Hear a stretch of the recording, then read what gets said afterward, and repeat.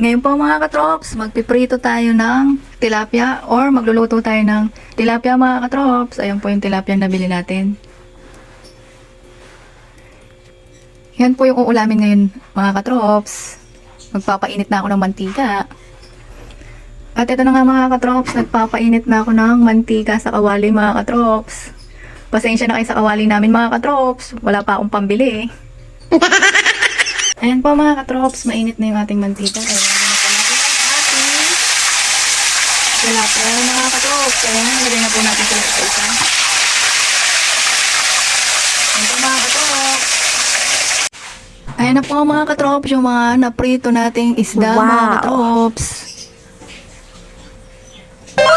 Ayan mga katrops. Sunod po mga katrops, magigisa na naman tayo ng sibuyas at kamatis mga katrops.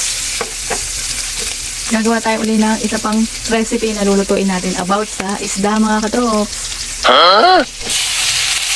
Yan, lagay ko na yung kamatis mga katrops. Halu-haluin lang natin yung mga katrops hanggang maluto yung kamatis.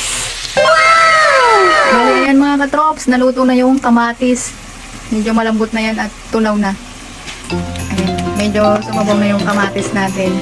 Kaya ilalagay ko na yung isda.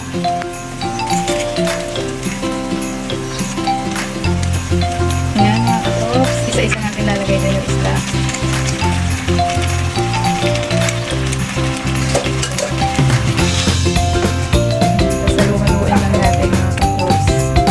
Yan na yung itsura niya mga katrops. Sa suwasin natin ng itlog.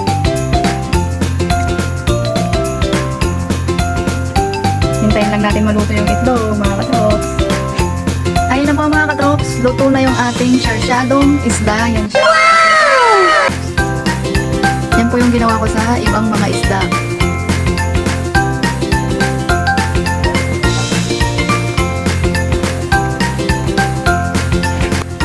Habang niluluto na yan mga katrops at tapos na, sa kabila naman ay nagpaksiw ako mga katrops. Ayan. Puro isda ang aming ulam ngayon mga katrops. Ayan, paksiw dito.